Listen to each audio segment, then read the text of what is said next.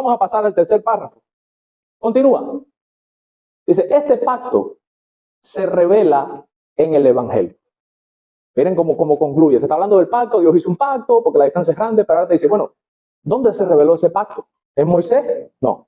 ¿Con David allá? ¿Con Noé? ¿Con Adán? No. Este pacto, por medio de la fe en Jesucristo, con el cual nosotros nos salvamos, ¿dónde se reveló? En el Evangelio. Hermanos, el Evangelio es el pacto. Cuando tú predicas el Evangelio, ahí básicamente tú estás dando las demandas del pacto. Y estás diciendo lo que Dios ha prometido, que es dar vida eterna a todos los que crean en Cristo y se arrepientan. Este pacto se revela en el Evangelio, en primer lugar, a Adán. Tú dices, el nuevo pacto se le reveló a Adán. Sí, se le reveló a Adán.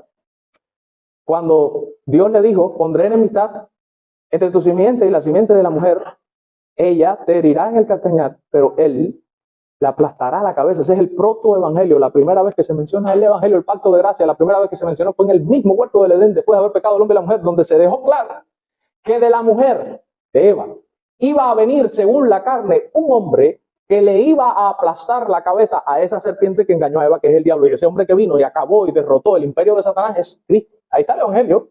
Por eso se llama protoevangelio, porque está en primer lugar mencionado, la primera vez que se menciona, pero y de una manera muy primitiva, muy precaria, todavía como que muy crudo. No está bien explicado, pero está ahí. Por eso lo dice claramente, este pacto se revela en el evangelio. En primer lugar, a Adán en la promesa de la salvación por la simiente de la mujer. Y después, por los pasos más lejos, hasta que el descubrimiento del mismo fue terminado en el Nuevo Testamento. Esa es la teología del pacto bautista. Primero el protoevangelio y después poquito a poco. Bueno, ok. Pásame la otra diapositiva. Hay un hombre que viene. Ese hombre viene a salvar a los seres humanos, pero los seres humanos están acabando. Dios hace un diluvio y erradica, pero después promete que va a haber estabilidad para él poder salvar a esos seres humanos. O sea, lo que yo entender con el pacto de Noé, aunque yo detesto el pecado y lo que me pide mi santidad es que yo erradique la raza humana por amor a ustedes, por un pacto que ya yo establecí ante la fundación del mundo, los voy a dejar vivir, los voy a dejar que pequen. No porque me gusta verlos pecar y no porque yo quiero que pequen, sino para que viviendo, cuando les sea presentado el evangelio, se logren salvar. Por tanto, Dios establece una estabilidad. Después, por medio de Abraham, ya comienza y ya el círculo se va cerrando. Ya no es el mundo entero, ahora es esta gente que viene por medio de Abraham, que ahí estamos nosotros, porque la Biblia dice que nosotros los que tenemos la fe de Abraham somos contados como hijos de Abraham según la fe. Después, él establece cuál es la ley de ese pacto, una ley imposible de cumplir. Después ya establece como tal un reino, un imperio, dando a entender que Cristo, fíjense, todo esto son sombras de este. Cristo es el verdadero Adán, que nos representa a nosotros, el postrer Adán, que va a morir por seres humanos malvados que merecen ser erradicados, pero que Dios por su gracia no los erradica. Y que Él tiene un pueblo escogido desde antes de la fundación del mundo, y ese pueblo tiene una ley santa, a saber su palabra, que es inquebrantable y que permanecerá por los siglos de los siglos en el cielo, y que ese reino tiene un rey que es Él, que es Cristo, y ese rey reinará sobre ellos, y seremos a Él por pueblo, y Él será a nosotros por Dios.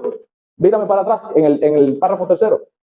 Por eso es que dice que después, los pasos más lejos, o sea, los próximos pactos que vinieron, hasta el descubrimiento del mismo fue terminado en el Nuevo Testamento.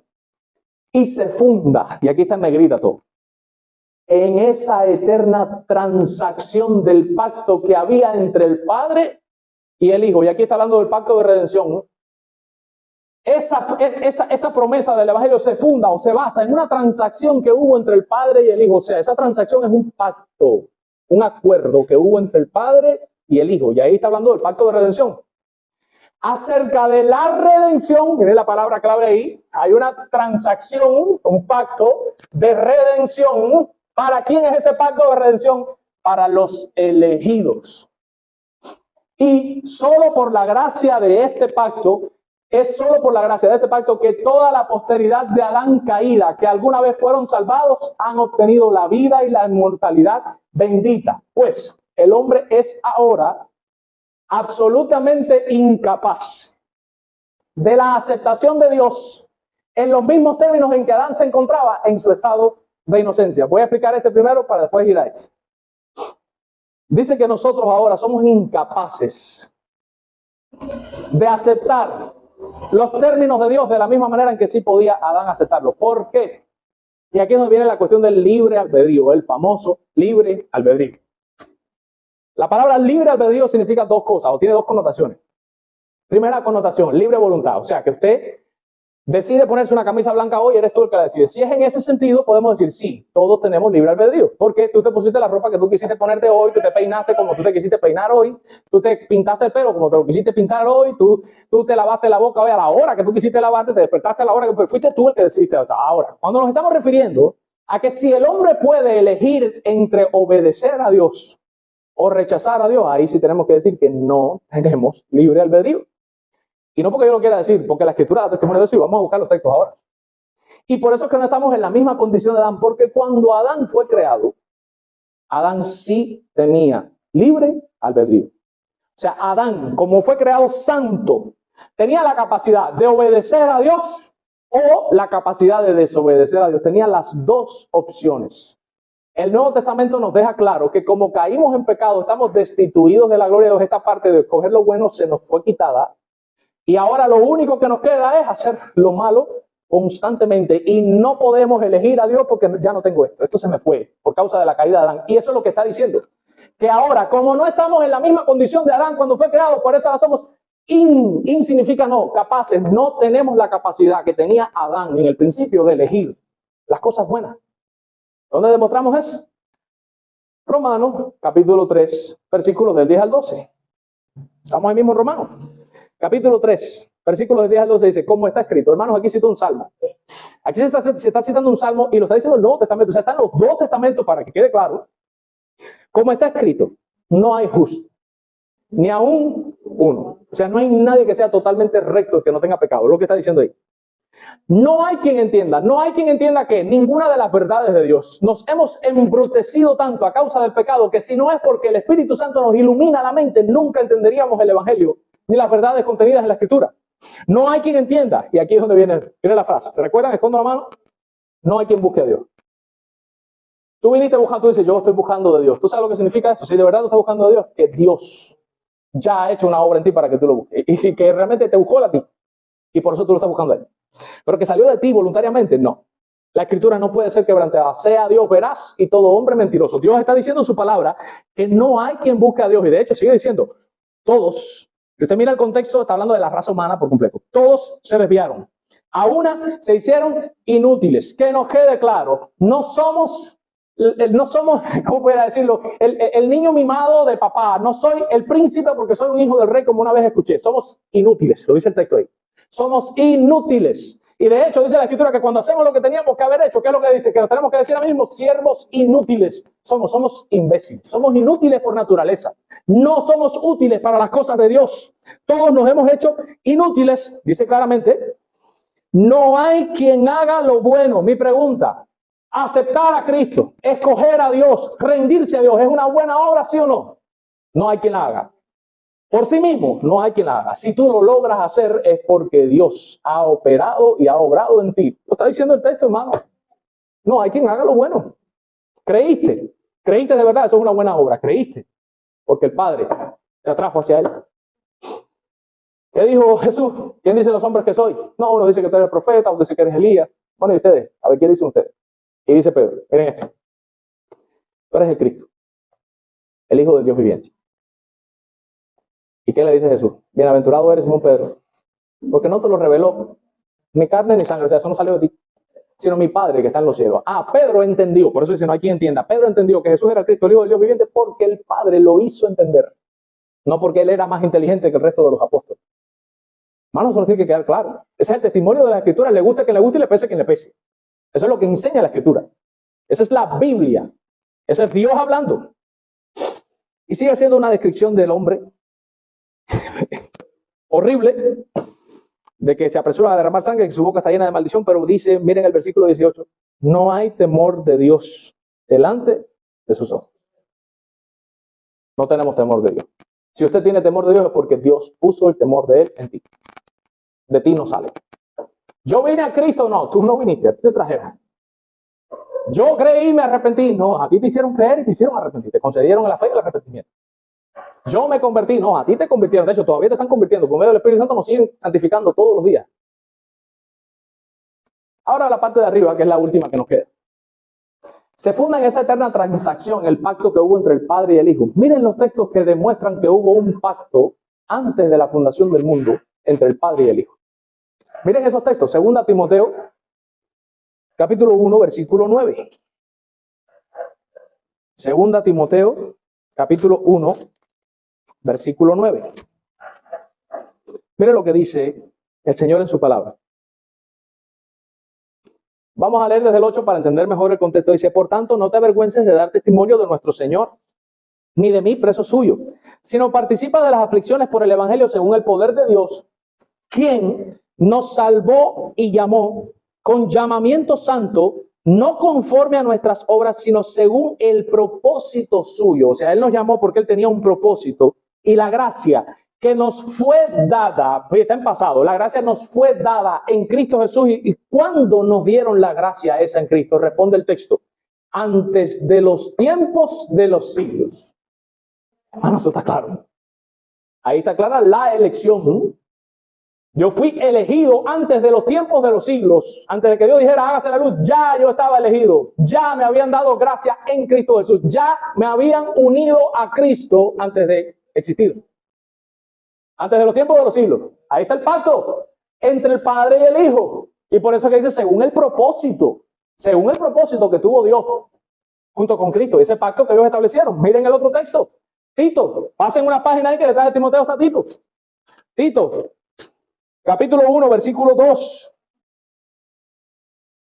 Vamos a leer desde el 1 para entender el contexto. Dice Pablo, siervo de Dios y apóstol de Jesucristo, conforme a la fe de los escogidos de Dios y del conocimiento de la verdad que es según la piedad, en la esperanza de la vida eterna, la cual Dios, que no miente, prometió desde antes del principio de los siglos. ¿Cuándo prometió Dios la vida eterna? Antes de crear el mundo. No, el problema es que Dios quería, pero el diablo echó a perder el plan. Hermanos, Dios no tenía un plan B. Aquí siempre ha ocurrido el plan A de Dios.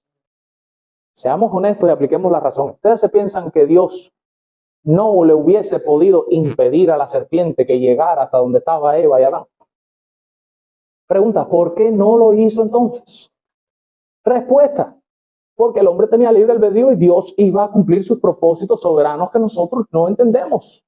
Y por eso permitió que el ser humano fuera tentado. Esa parte de que, no, Dios lo creó perfecto, pero el diablo está haciendo como que a Dios impotente, como que, oye, Dios no pudo parar a este hombre, compadre, y este hombre entró y tentó a Eva. No. El imparable aquí es Dios. Y eso nos tiene que quedar claro. Otro texto. Primera de Pedro, capítulo 1, versículos 19 y 20.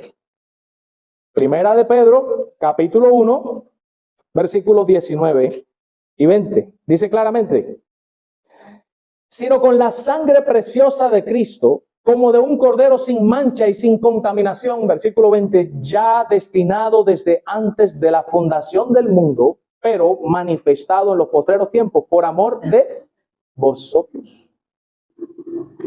¿Quién es vosotros ahí? ¿Quién es ustedes? Miren el capítulo 1, versículo 1 del mismo Pedro, porque ahí viene el remitente. O sea, aquí viene, ¿a quién él está hablando? Dice Pedro, apóstol de Jesucristo, a los expatriados de la dispersión en el Ponto, Galacia, Capadocia, Asia y Bitinia, elegidos según la presciencia de Dios. Entonces, cuando dice el versículo 20, pero manifestado en los postreros tiempos, por amor a vosotros, por amor a ustedes, ¿quiénes? A los elegidos según la presciencia de Dios, por amor a los elegidos. Fue que Cristo fue manifestado en los últimos tiempos, pero aunque se manifestó en los últimos tiempos, dice claramente que estaba destinado a esa muerte horrible desde antes de la fundación del mundo. Ya. Eso significa que en algún momento, antes de la fundación del mundo, el Padre y el Hijo se pusieron de acuerdo para que el Hijo quedara destinado a, en los postreros tiempos, morir por los elegidos. ¿Sí o no? Hermanos, seamos honestos. ¿Ustedes creen que yo estoy malinterpretando la Biblia o no es obvio que la estoy interpretando correctamente según el sentido de la Escritura? Hermano, que no quiera ver esto es porque es ciego, literalmente. Uno no tiene el Espíritu, uno no puede ver las verdades de Dios. Es imposible. Porque esto más claro no puede estar. Esto no puede estar más claro. Entonces, hermanos, conclusiones. Hemos aprendido en esta mañana que Dios se relaciona con nosotros por medio de un pacto. Ese pacto es el pacto de gracia que se hizo entre el Padre y el Hijo, en el cual se le demanda fe y arrepentimiento a los creyentes, pero en el cual se asegura que a los elegidos Dios les concederá la fe y el arrepentimiento. Ese pacto se ha revelado en el Evangelio. Cuando nosotros le predicamos el Evangelio a las personas, básicamente les estamos poniendo el pacto delante de ellos. Y cuando una persona, y voy a hablar desde la perspectiva humana porque no soy Dios, cuando una persona humana cree y se arrepiente y se refugia en Jesucristo, entra en ese pacto y obtiene la vida eterna por ese acuerdo que se hizo entre el Padre y el Hijo antes de la fundación del mundo.